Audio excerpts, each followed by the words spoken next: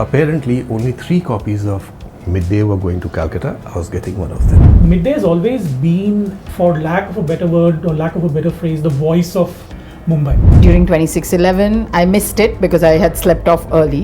So I woke up in the morning with like my phone full of calls, and I remember calling the editor at that time and saying, "So are we going to be in?" And she was like, "Where else will you be? It's a news day." कहाँ plane crash हुआ, कहाँ पर क्या हुआ? Not that we don't cover it, but the other pages, they make for nice light reading, and you forget problems when you come to Midday. Work, yes. And likewise, there are a lot of people who read Midday to forget where they are. When we publish stories, people know, our readers know that there will be some impact or policy change based on that story. Is it harder now to sell print? Every medium has had its challenges all over. Earlier, television was supposed to be the monster which would eat up print. Then radio was supposed to be the next big thing. If you haven't read Midday during your work commute or chilled with it with a cup of chai on a Sunday, are you even a Mumbaikar? Hi, I'm Aastha Atray Banan. I'm the editor of Sunday Midday, and I'm joined today by Vikas Joshi, managing director of Midday, and Sachin Kalbag, editor-in-chief, Midday print, online and social media. And today we are here to talk about our favorite subject, Midday, which is celebrating 46 years. Wow, 46 years, that's quite something, especially in a time where journalism is going through so much, right? I've been here for 10 years.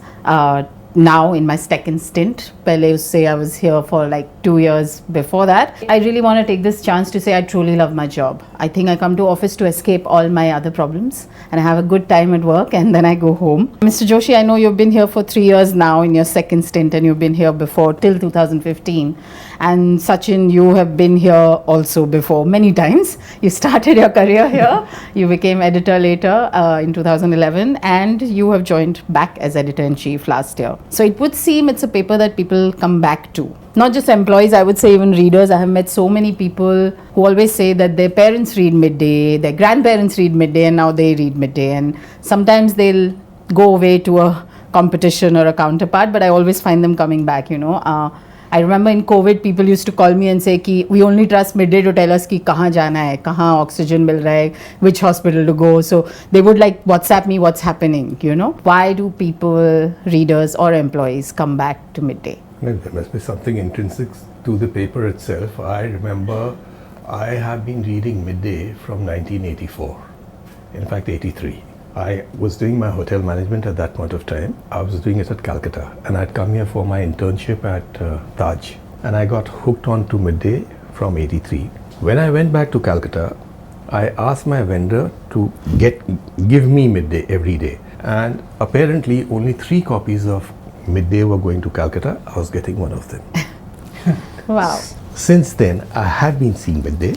The way you make it up, the way it's made, the treatment, and it's not hardcore. I mean, I'll not read it to pass UPSC or IS. It's my time pass paper. I think that itself is a novelty within this serious environment of the morning. Everybody wants a little break from कहाँ plane crash हुआ, कहाँ पर क्या हुआ. Not that we don't cover it. You guys bring out the paper, but the other pages, they make for nice light reading, and you forget problems when you come to Midday. Work, yes. And likewise, there are a lot of people who read Midday to forget where they are. Yeah. Midday has always been the voice of Mumbai. Yeah. 1979 onwards, we've spoken for Mumbai because we are from Mumbai. We had a huge, run of a long run rather of time where we had some of the best reporters, feature writers, photographers, and even crossword compilers. Yeah. Some of the best crosswords in the country were courtesy Midday, and it still is. So when Vikas says that it's a time pass paper, it's also a time pass paper with a heart. It has a heart because we speak authentically on behalf of a Mumbaikar for whom no one else will either speak up, but we speak up, right? Yeah. And it's not just the hardcore news that we carry in the city pages. We have something called Sunshine Stories, where we talk about the good things that are happening in the city. We have a very vibrant culture double spread every single day. We have a very vibrant movies section. We have a very vibrant sports section. We have a very vibrant non-investigative, non-hardcore, story spread in the paper. Plus the visuals. I think the visuals are something that no other newspaper has been able to manage the kind of visual appeal that Midday has had ever since the beginning, from day one of its publication. I remember Vijay Amritraj, who was one of the top tennis players in the 1970s. He had a byline in the very first issue of Midday in 1979. Khalid Ansari, who started the paper, had a byline on page 1 of that particular edition. So clearly it brought together a varied section of voices, not only for the city but also in terms of sports, culture, movies, crime, all of which is intrinsic to the soul or the character of Mumbai. Yeah. Funny you mentioned the crossword. Some of the most important mail that we get is saying ki agar crossword galat hai, people will write to me and say you've carried the wrong solution. My father has been doing it for 30 years and he's like there's something off with the crossword. So I always tell the interns that this is the most important page, the crossword page, don't mess it up, My mother used to open Midday primarily first to look at the crossword. Yeah. And we have a Bollywood crossword as well, which a lot of people do, which is so Bombay. Obviously, it has all the fun stuff, but it also has all the serious stuff, as I was saying. One of the things that has sort of shaped my work ethic was during 26/11. I missed it because I had slept off early. So I woke up in the morning with like my phone full of calls, and I remember calling the editor at that time and saying, so are we going to be in? And she was like, where else will you be? It's a news day, and I remember being the only person in the train from Andheri to Parel, Lower Parel, and I then went, and coming back after 5 hours, I was the only person in the train coming back to Andheri. Actually, the only person on the station, in the train. I think we were the only ones out, journalists. So it stuck with me and it sort of shaped my work ethic of we're always on, like you're always thinking, talking, any conversation turns into a news story. What is something that you remember in all your time at Midday as being a milestone or a great anecdote that you think has shaped how you see the world? Well, you're asking me the wrong question. At 64, there are so many anecdotes. So many, yes. I'm sure. A recent one. One thing I remember, you'll probably recall last time, he was the editor at that point of time, and he was telling me about this story that Vinod Kumar Menon is working on. And one day he jumps up and comes to me, he was actually chased. I said, from where? Because he'll not tell me what the story was about. He said, you'll see it tomorrow. Mr. Menon is standing with a bottle of oxytocin in front of one tabela, and apparently that is when he was about to get chased. And he was chased. So that passion to get that story. He was felicitated for that. He was felicitated for that, yes. For that. In fact, there was a policy change based on that. So, just to add to what Vikas has said, when we publish stories, people know, our readers know that there will be some impact or policy change based on that story. Because of which we have created that image of this authentic voice of Mumbai. And despite it not being a broadsheet and the image of a tabloid being like a time pass paper, it is taken very, very seriously in the corridors of power. And that is the reason that the Brihan Mumbai Municipal Corporation or the Mantralaya or the police or any of the IAS officers that you speak to will take the paper seriously, because we come from a position of authenticity. One of the key challenges that both Vikas and I face on a daily basis is how do we balance that impact investigative stories versus the pressure of the online world assaulting the print medium as such. What are the policies that we need to have? What are the changes that we need to make the paper, the online version, the social media version, all of them so relevant to our newer audiences? Because the audiences will keep changing. Yeah. But the authenticity will not change. Yeah. The authenticity is something that helps us speak to Mumbaikars and the policymakers with equal ease, without any bias, without any any kind of precondition that we will do this only because we want to achieve a certain. No, we want to do it because we are speaking on behalf of the Mumbaikar, and that is true for the business side as well. Yeah. Because when the business side approaches corporates for ads, for events, etc., they have to keep that ethos at the back of their mind and only then approach. And it's a very, very delicate balance for both editorial and for the business to achieve that on every single day basis. Yeah. You were talking about impact, even in a community such as LGBTQ, which has become so important in the last 10 years that we've been talking about it, have come and told me that they call midday as mid-gay because it represents and talks about their stories with such sensitivity, and has done it not just in Pride Month. We do it every day. During my last stint, in fact, we were the only publication. You remember that case, Sachin, wherein Yes. there was a matrimonial ad a mother had given for her son, wanting another son, Looking for a boy for her son. a boy for her son, Yeah. and we had gone ahead with that. Yeah. And we didn't even think twice. We didn't Yeah. think twice about Yeah. it. Because the thought process was about inclusivity. Yeah. So the person who was taking the ad didn't even think twice about, oh, should I reject the ad because it is about the LGBTQ community? No. In fact, we became the talk of the town during that week because all of the newspapers had said, no, we will No. not publish the ad. And finally, the mother had come to our paper. And the person on the desk, the advertising desk, said, "Yeah, let's go ahead and." Amazing. So it also talks about the empowerment of the people right from top to the bottom, and that comes, from the top leadership. Vikas mentioning that has brought back those memories of how we managed to navigate that very, very difficult and sensitive period because the matter had gone to the Supreme Court. Yeah. There was a lot of debate about the LGBTQ community being mainstreamed. Yeah. How can we mainstream the community? And in the entire thing, we never ever thought of the LGBTQ community as a separate unit. Yeah. Yeah. It was part of Part. the conversation that the paper had, regardless of what your caste, religion, sexual orientation, doesn't really matter. I mean, that's something I face as a challenge every day, being the editor of Sunday Midday, of what is the, what to have and what not to have. Especially, I remember this anecdote where I was sitting in a cafe and there was a girl next to me reading Sunday Midday. So, being the person that you can't help but ask it, are you enjoying the paper? And she was young, she was Gen Z.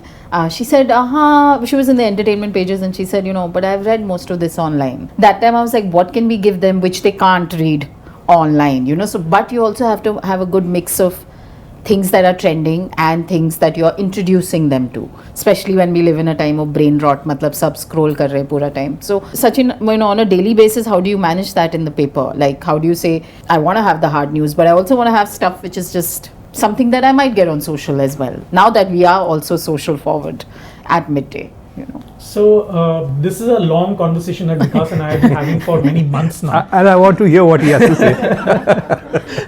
It is imperative that newspapers around the world think social first and digital first. It is out of the question that we think print. See, print always will have a 24-hour news cycle. There was a time when Midday used to have 4 editions in a day, where we targeted different audiences, different demographics. We also had a business edition at the end of the afternoon after the stock market shuts at 3:30. Which meant that the person who is leaving the office at 5:30 and is heading back home buys the business edition and gets the latest business news from the newspaper.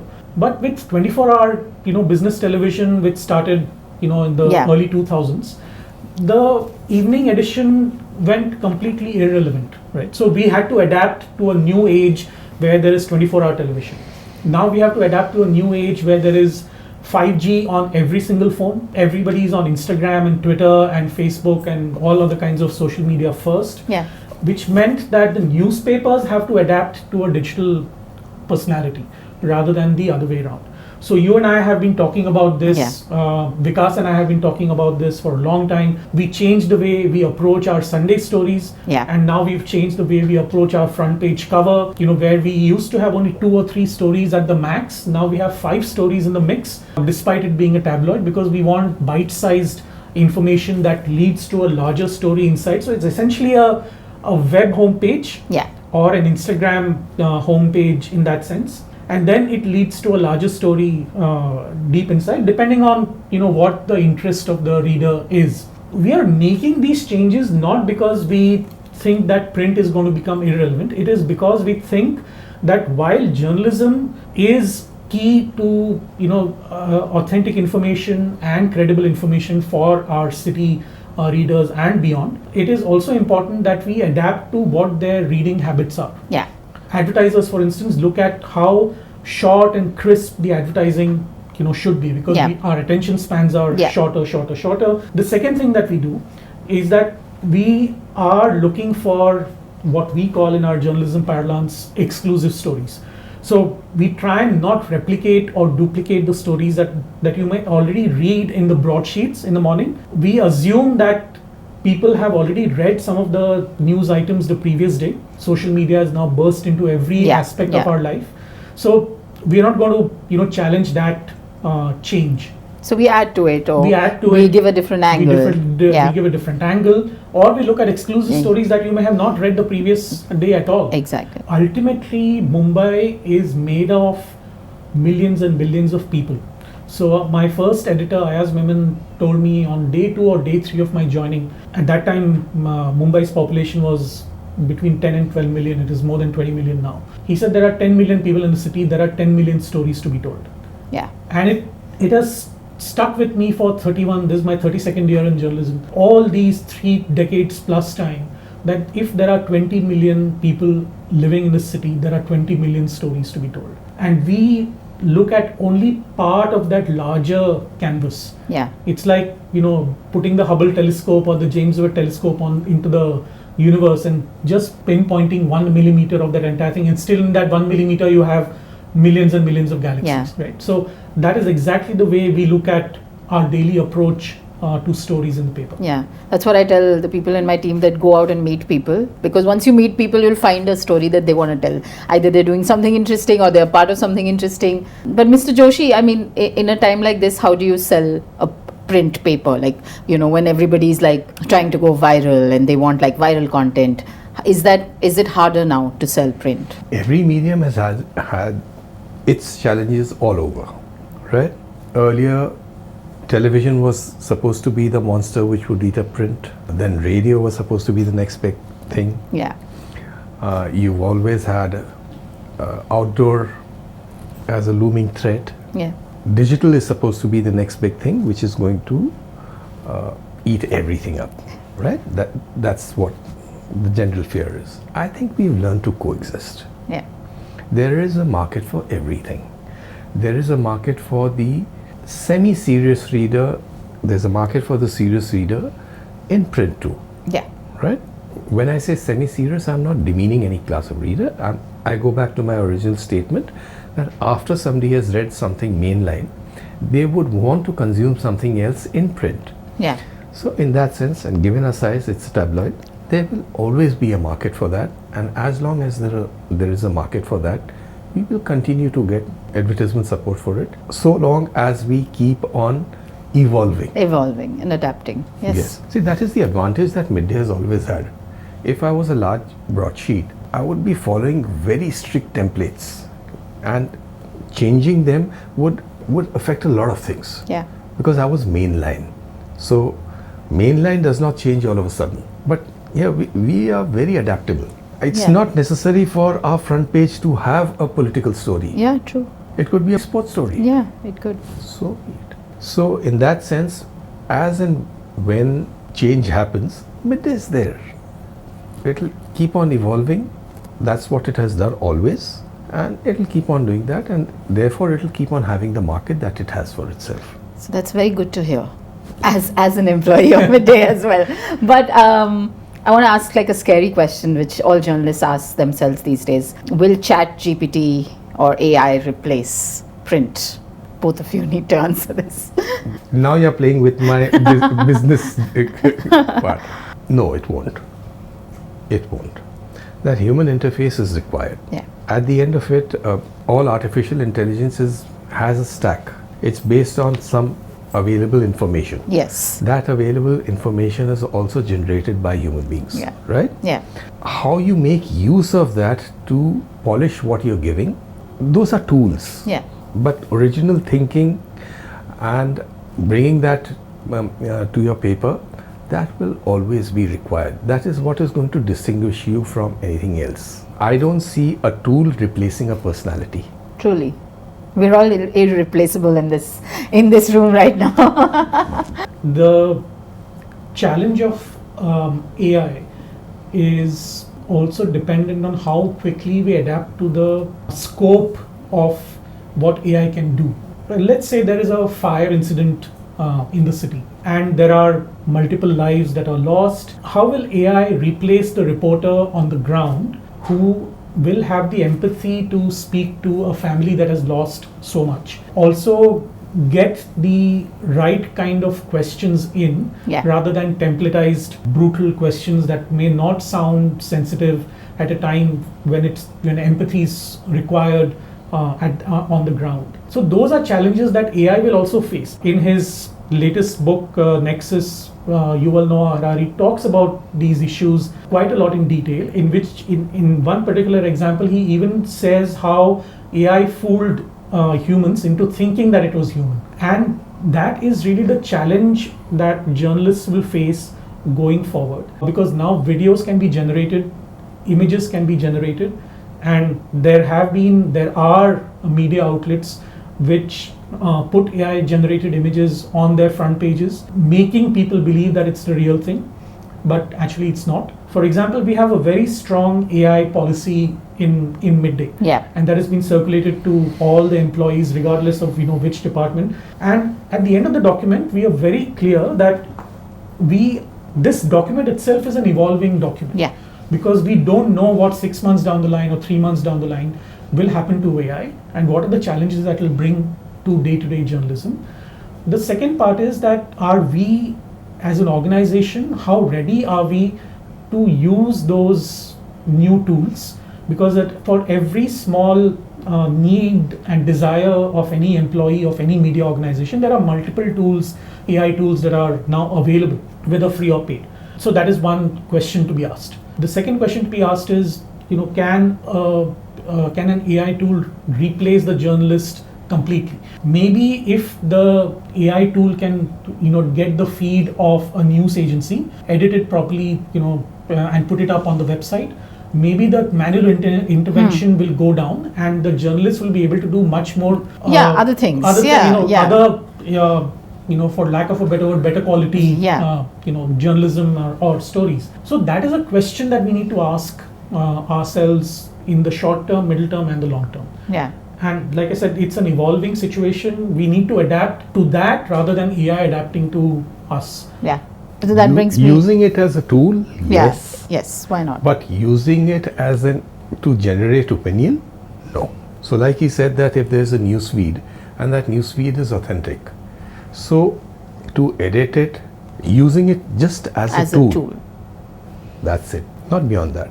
I used it that day to transcribe something, and it's the first time I've done it, because usually I listen and only take what I really need from the recording, and it was really great. Like I saved so much time. If it saves your time, definitely. Exactly.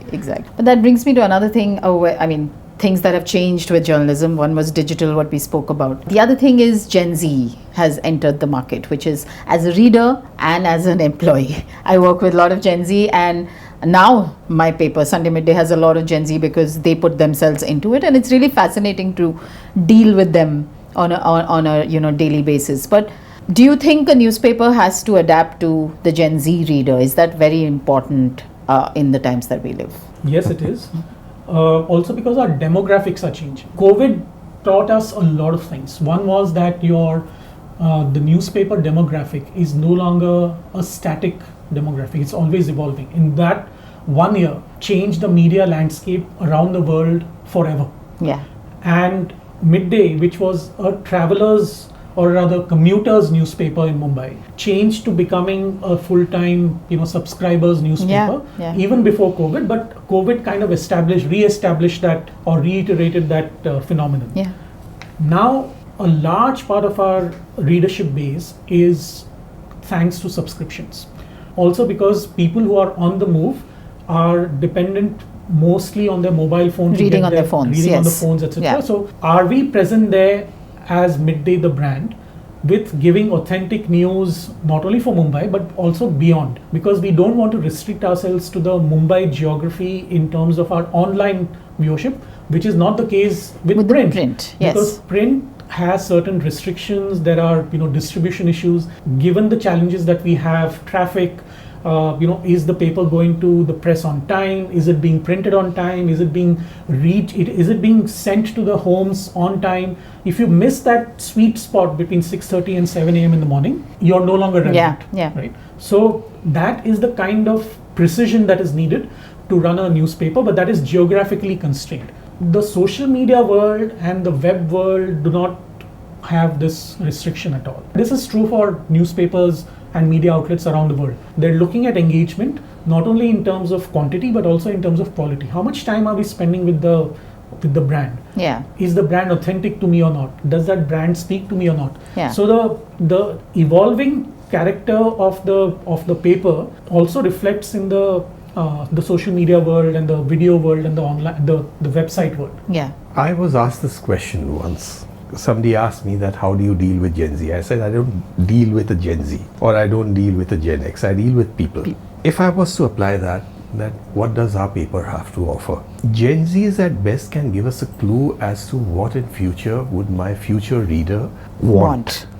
Yeah. What they want now is going to shape what they want in future. In that sense, yes, it's a milestone, an important milestone which I need to take cognizance of right now. I need to see what they are doing to be relevant in future. But beyond that, do I totally make a paper only for them? No, I don't think so. Like you said at the initial stage, you work with Gen Zs much before you asked this question. Yeah. You said that you were sitting next to a lady who was reading a newspaper. Yeah. Right? In that context, you had said that there's certain things that you have to adapt to them and certain things that you push. You introduce them to. You Yes. introduce them to. Yeah. So I think that balance will always have to be met. But in this, he already covered it. The way that information is being consumed, now that has undergone a change. Long form is now no more relevant. Generally not relevant, Yeah. but there are lots of people, my generation, we look for long form. We want end to end, we want the entire thing, how it started and what happened in the middle and how it ended. People today just want small synopsis of everything put together very succinctly. Yeah. So in that way, print has to evolve a little like how digital is evolving. Give a little bit of everything. It has to give a bit of everything, and it has to be, what you read in the morning has to be relevant, given the fact that they may have seen that earlier, but we still have to bring it out. Yeah. In our own style. Yeah. That style is what would define Midday. So as a reader, we spoke about Gen Z being a reader, but Gen Z being employee is very different. We grew up in a very different time where we could be asked to come to work at 9 in the morning and, leave at 11 the next day, at night, and we would never say anything because that was the way we were brought up, and it's added to our work ethic. But Gen Z is very different. I know Sachin's leadership style because I work with him every day, and he's given us a lot of freedom, which sort of lets us do our work, and he encourages us and shows us the way. But I think that freedom really helps in what you see at Midday and Sunday Midday. And I've heard from your colleagues about how you have an open door policy and everyone can come and speak to you if they have a problem, and you also nudge them to do things. But one of Shri, who's the head of HR, said that if she fails, you'll always say, okay, let's try it again. Doesn't matter if you've failed or not. How have you both adapted your leadership styles? Because you've been leaders for a long time. I've just been editor for 3 years, but you've been editors before, and you've been in a leadership role for a long time. How have you adapted to a new workplace which has people as young as 20 to 50 working, and all of them need different things and work differently? Probably explain it differently. You have to cut your suit according to the cloth that you have. The same thing, explaining something to you and explaining something to Gen Z would just require a different approach. That's it. And that is where my approach helps. That I'm speaking to a person, I'm not speaking to a generation. So when I'm speaking to that person, I take into account what his background is, what he's seen, what he's not seen. And you brought up one thing, that working with Gen Zs and the way they approach work is a little different. Yes.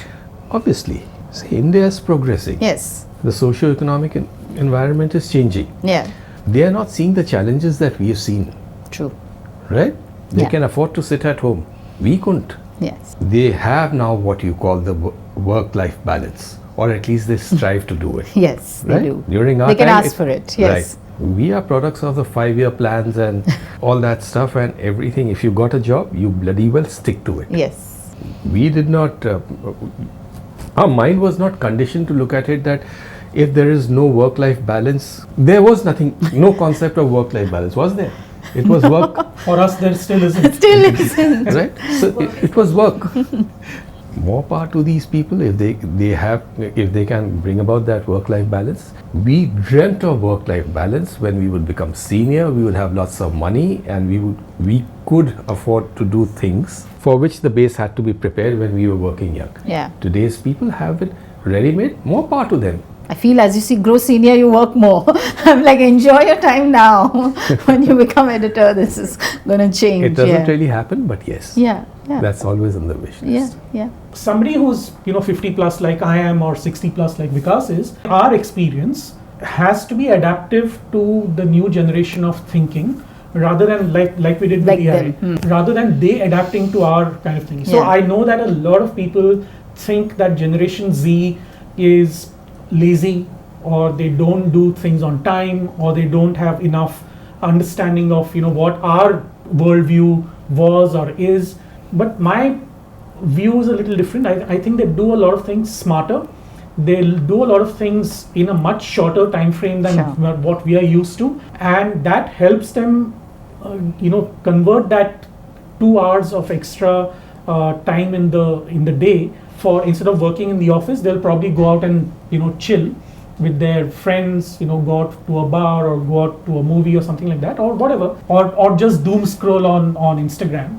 But that helps us understand what the future consumer of media is. Yeah. Like he said. And yeah. if we don't adapt to that, and if we don't understand data from that perspective, then we will lose out. When Vikas was 21 and I was 21 and you were 21, and all of us were studying and working. Yeah. We used to go to the university in the morning, come to work at 11 o'clock or 12 o'clock, work till 1 o'clock at night, go Yeah. home, sleep for 4 hours, and then back at the university. Sure. Right? So we Yeah. completed our degrees and diplomas in that way, and while we were fending for our family as well. So the current generation does not have to think like that for whatever reason. The socio-economic change that was brought about in 1991 after the reforms Yeah. is now almost 35 years Showing later, impact. showing Yeah. impact Yeah. now. Yeah. And the change that has taken place, whether it is one government versus the rest, is not the question here. The fact is that India has grown economically, and now we are supposedly the world's 4th or the 5th largest economy, which is a phenomenal achievement for a country that has such a diverse nature of citizens Yeah. and needs and desires and aspirations. I feel they're also more aware of their feelings. So they're very different. They're more emotional in a workplace. I feel like we are like Nokia phones. You can throw us around and we'll just be working, while they are more sensitive. But I felt in my experience, if you talk to them and try and understand their point of view, then they work with you. I want to end this fun thing with a fun rapid fire. But before that, I will ask the same sort of question I began with. Why should someone today pick up a midday in its 46th year? Why would you say that? The paper still speaks for Mumbai, and that is the only reason that you should pick up Midday and read Midday in all its avatars, whether it is online, social, video, and consume it rather. And you'll find your sweet spot of relevance in any of those avatars that you have. It's still authentic. That's the You tagline. want Yeah, that's the you wanted tagline. one line? Midday. It's still authentic. That's Yes. great. Okay, I'm going to do a quick rapid fire. Now, the rapid fire is about Gen Z lingo, since we all work with Gen Z. Right. Do you know what this Gen Z in the office mean when they say smash? Anybody can pick up their hands and smash. What does it mean? Hip, swanky, You're close. means It's cool. Means this yeah, works. yeah, This works. yeah. Or it could also mean someone is attractive. It could mean those things. Okay. So how is it different from earlier? Crash bolo to smash. Yeah. So it's like So, smashing. earlier How we if used to you- say if- smashing. yeah. I think so they've when just we made were it. young, if there was a good-looking girl, she was She was smashing. Smashing. Yes, exactly. The same way. No cap. No limits. No. I love midday. No cap. Unlimited. No lie. No, I love yeah, midday. I love No midday. lie. So no cap means no lie. So this is no cap is the new version of NGL. What is NGL now? Oh my god. Not gonna lie. Not gonna I lie. got it. You I got, got it. it. I didn't know NGL. Okay. Basin. This coffee is basin. It's truly delicious. Yes, you got the word. It's delicious. Okay, great. Drip. Drip irrigation. No, very far from it. I don't like it. No. No, it's the Actually, it opposite. means good sense of fashion. Oh, So okay. somebody, they've got the drip means they're fashionable. IYKYK. If you know, you know. He got it. Right. If you know, you know. Okay. Simp. I know this. When you say the simping, it means something, in a word, you're not liking it. No. It actually means you're a fan of something. Yeah. So you're Yeah, simping some person Yeah. means like Ha. you know. So this was a 1995 version of I have a crush on somebody. Not even No. like it's like It's a a role simp mo- is someone who's completely about you, about the person. It's not really a crush. Like you're so in love that I simp. You adore, Yes, yes. T. as in TEA. TEA. Tell me the T. My God. That's I'm an easy grateful one. that all the Gen Zs speak to me in proper English. What's the T? If I asked you what's the T? I have no idea. I have Sachin. no problems asking you what do you mean by it. It means what's the gossip. What's the gossip? So you'll meet to dish, talk about the tea. The tea in Okay. office is this. That Ah, means Okay. gossip. And last one. So probably from the tea break. I Could love be, could be. I learn If you're new being things every intellectual day. about it, yes, could be. Last one. Unalive. I'm completely tired. You know? Boring? No, actually, it means exactly what it says. It means to kill someone. Would be to unalive them. I have no words. That was fun. Thank you you. so much. That's a wrap. And hope you guys enjoyed listening to us talk about midday. One advice for Gen Zs. Yes, please. Please speak proper English. Please speak proper English and read proper English in midday, Yes, which is in please. its 46th year. Thank you guys. And thank you for watching. Your window to India and the world. Midday. Local Pulse, Global Perspective.